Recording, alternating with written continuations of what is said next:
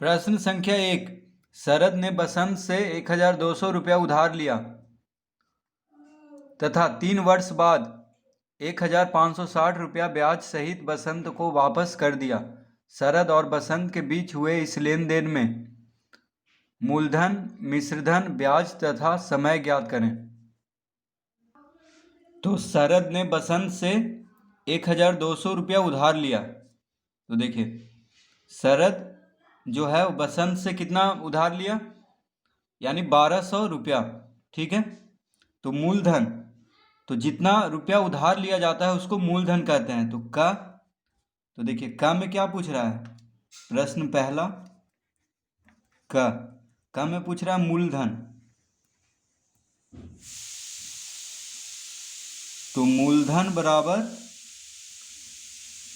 1200 रुपया, यानी 1200 रुपया।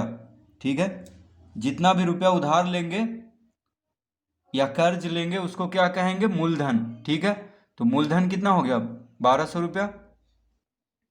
अब ख में पूछ रहा है मिश्रधन। तो देखिए ख में पूछ रहा है मिश्रधन।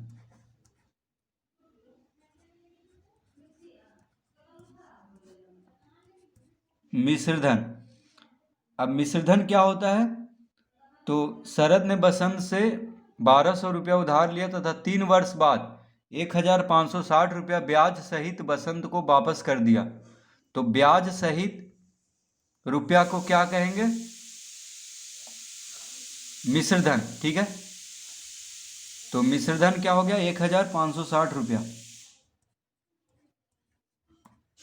यानी ब्याज सहित रुपया को मिश्रधन कहेंगे।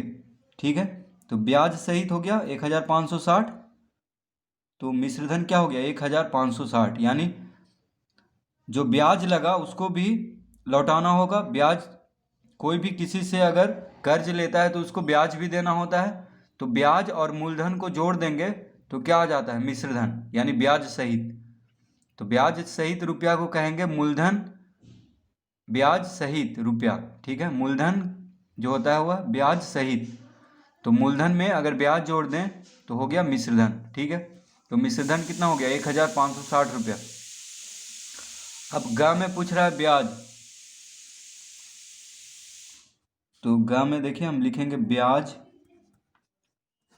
बराबर, अब ब्याज कितना हुआ, तो ब्याज बराबर होता है मिश्रधन माइनस मूलधन। देखिए मिश्रधन घटाओ मूलधन, मिश्रधन घटाओ मूलधन। मिश्रधन कितना है 1560, मूलधन कितना है 1200। तो ब्याज होता है, मिश्रधन में से मूलधन घटा दें तो ब्याज निकल जाएगा। तो शून्य में से शून्य गया शून्य, 6 में से शून्य गया 6, 5 में से 2 गया 3, 1 में से 1 गया शून्य, यानी 360 रुपया हो गया ब्याज। तो 3 वर्ष में कितना हो गया, 360 रुपया ब्याज हो गया 1200 रुपया का, यानी कर्ज लिया था 1200 रुपया, ब्याज हो गया 360 और मिश्रधन हो गया, यानी उसको लौटाना है कितना, 1560 रुपया, कुल मिला करके ब्याज और ब्याज सहित रुपया। ठीक है, समय, तो समय भी पूछ रहा है, तो हम लिखेंगे यहाँ पे घ में, देखिए समय, तो समय तो दिया हुआ है देखिए 3 वर्ष। ठीक है, समय दिया हुआ है 3 वर्ष, तो इसको लिख लेंगे यहाँ पे 3 वर्ष। ठीक है, तो मूलधन हो गया 1200, मिश्रधन हो गया 1560, ब्याज हो गया 360 रुपया, समय हो गया 3 वर्ष। तो यही 4 पूछ रहा है, मूलधन, मिश्रधन, ब्याज तथा समय। तो इस तरह से हम ज्ञात कर लेंगे।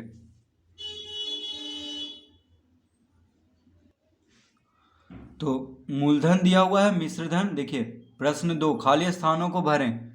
मूलधन दिया हुआ है, मिश्रधन दिया हुआ है, ब्याज। ठीक है, यहाँ लिखा हुआ है मूलधन, मिश्रधन, ब्याज। तो क में देखिए मूलधन है 200 रुपया, ब्याज है 40 रुपया, तो इस सूत्र की सहायता से हम बनाएंगे। देखिए, मिश्रधन बराबर होता है मूलधन जोड़ ब्याज, ब्याज बराबर होता है मिश्रधन माइनस मूलधन, मूलधन बराबर मिश्रधन माइनस ब्याज। अब देखिए, मूलधन क्या होता है, जितना भी रुपया हम कर्ज लेंगे उसको मूलधन कहेंगे। ब्याज यानी उस कर्ज पे जो ब्याज लगेगा उसको ब्याज कहेंगे, ठीक है। और मूलधन और ब्याज को जोड़ देंगे तो मिश्रधन हो जाएगा, यानी ब्याज सहित, ब्याज सहित को मिश्रधन कहेंगे, ठीक है।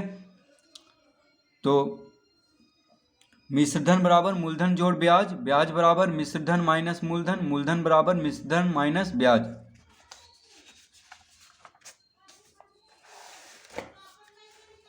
तो मूलधन कितना है, 200 रुपया। देखिए कम है, 200 रुपया मूलधन, मिश्रधन हमें निकालना है ब्याज 40 रुपया, ठीक है। तो देखिए, मिश्रधन यानी ब्याज सहित, तो 200 रुपया कर्ज लिया है जिस पे 40 रुपया ब्याज लग रहा है, ठीक है। तो मिश्रधन यानी कुल उसको कितना देना होगा ब्याज सहित, तो 200 को 40 से जोड़ देंगे, यानी कितना हो जाएगा यहाँ पे 240 रुपया, 240 रुपया, ठीक है।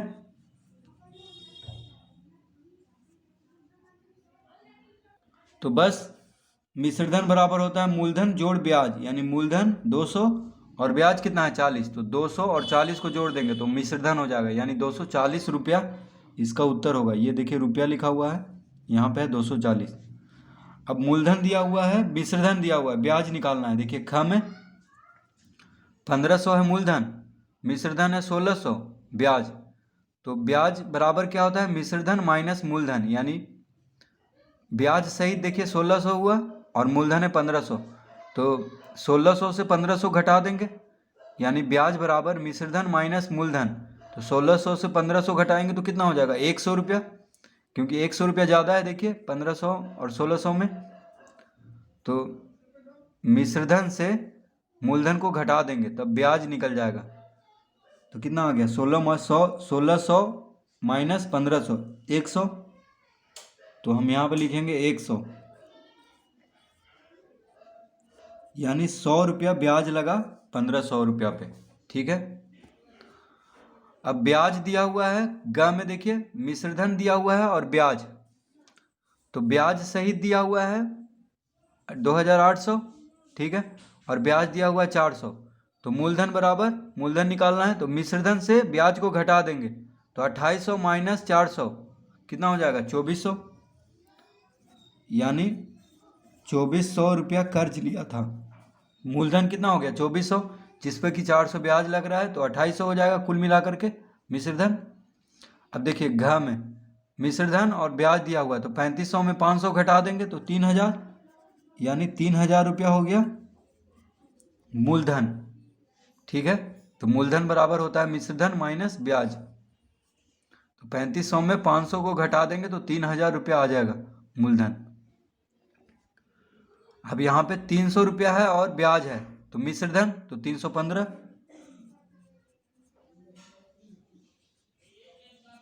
300 और 15 को जोड़ देंगे 315 रुपया हो जाएगा मिश्रधन।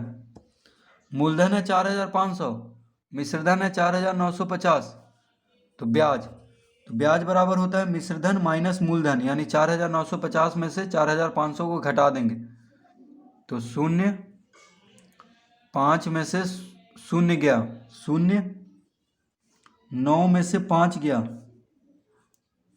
4, 4 में से 4 गया शून्य, यानी 400 रुपया। तो इसका उत्तर आ गया।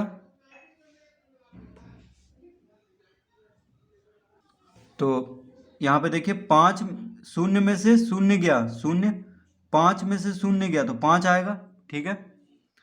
9 में से 5 गया तो 4, 4 में से 4 गया तो शून्य, यानी 450 रुपया होगा ब्याज यहाँ पे। जब मिश्रधन 4950 रुपया होगा और मूलधन 4500, तो ब्याज कितना होगा 450 रुपया, यानी मिश्रधन से मूलधन को घटा देंगे, ठीक है। 4950 माइनस 4500, तो कितना आ गया ब्याज 450 रुपया। तो